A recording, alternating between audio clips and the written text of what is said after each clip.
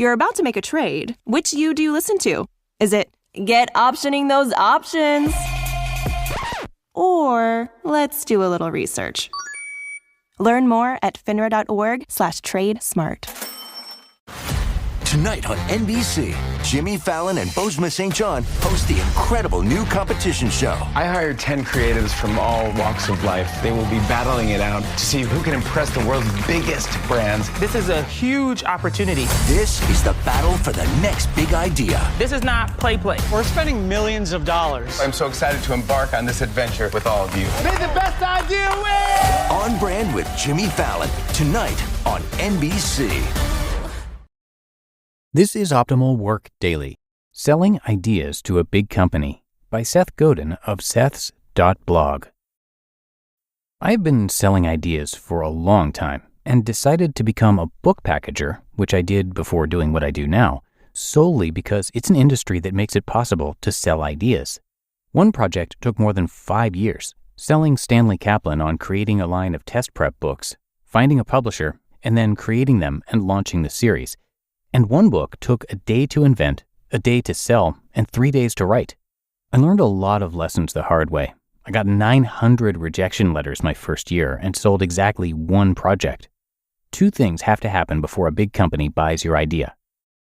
1, they have to be in the business of buying ideas. The book business buys ideas. The toy industry does, but only through a tiny number of agents. The car industry? Hardly ever. Apple doesn't buy ideas, but they don't mind stealing them. A company that likes buying ideas has a process. They make it relatively straightforward, and they have no upside in stealing from you. A company that isn't in that business puts up barriers.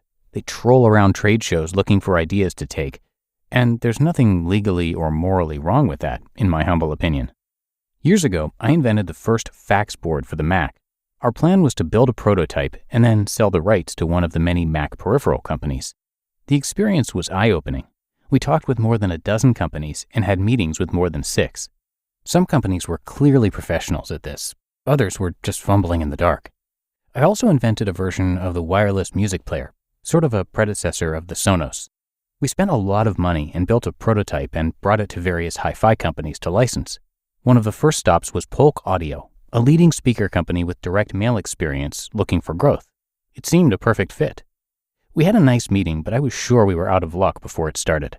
To get to their offices, we had to walk through the factory. Polk is basically a furniture company that makes speakers. The entire culture was focused on cutting wood and shaping it into speakers. They had no experience or desire to make an electronic device offshore and market it. Short summary, if you have an idea for a company that doesn't know how to buy it, move on. And if you want to be in the business of selling ideas, find an industry that has experience buying those ideas. And 2, they have to trust you. This is far bigger than it sounds. Venture capitalists, for example, appear to be in the business of buying ideas. They're not. Far from it. They are in the business of funding entrepreneurs. The ideas are secondary, easy to find, not so important. The entrepreneurs, the ones you can trust to stick it out, to push through the dip, to tell you the truth, to hire and lead and inspire, that is the scarce resource. The reason that big companies don't want to hear from you is that they don't trust you. They don't trust you to understand their industry or to understand implementation. They don't trust your judgment about whether it's a good idea. They don't trust you won't flake out or sue them or sell your ideas to multiple parties. You may be tempted to seek out a middleman, someone they do trust, an idea scout. While I'm sure there are a few reputable people out there, in most industries, they're just scam artists looking to take your money. Again, in the book business, it's different. There are reputable agents. They never charge their authors, and they all charge about the same commission. But in my experience, there are very few analogs to this in other industries. So, if you want to be in the business of selling ideas to industry, as opposed to getting that once-in-a-lifetime idea off your chest and cashing out, the thing to do is find an industry, one where you are likely to be trusted, one where you have a sense that they understand how to buy ideas. Invest in that industry, spend time, speak at trade shows, earn your right to credibility. Then, over time, day by day, you'll have the ability to bring them profitable ideas. Side note, the more complicated your idea is, the better off you are patenting it. Dean Kamen made his fortune patenting wheelchairs and other devices that you and I could never hope to build. On the other hand, If your idea is simple enough to dream up in a week, the only way you're going to protect it is to build it fast and well.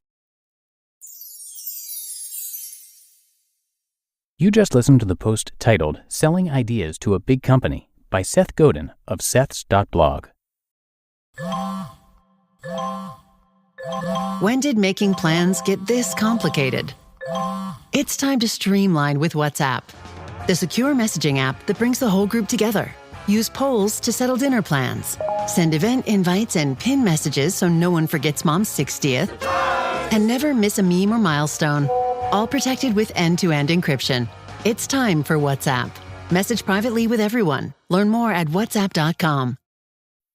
Hey business owners, we know you know the importance of maximizing every dollar. With the Delta SkyMiles Reserve Business American Express card, you can make your expenses work just as hard as you.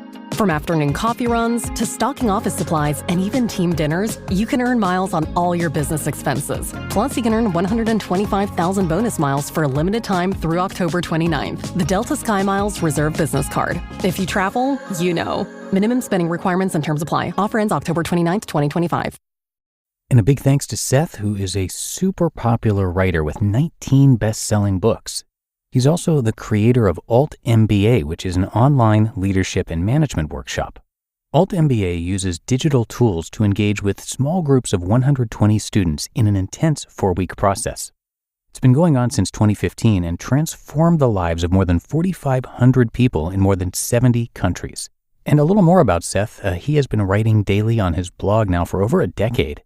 More than 60,000 people have taken his online courses, and he's got 5 TED Talks. So his site is definitely worth checking out. He's got a lot to offer there. You can find his massive blog, but also his books, podcasts, speaking, and so much more. Again, that's Seths.blog. But I think that does it for today. I thank you very much for being a subscriber to the show and hope you have a great rest of your day. And I will see you right back here tomorrow as usual, where your optimal life awaits.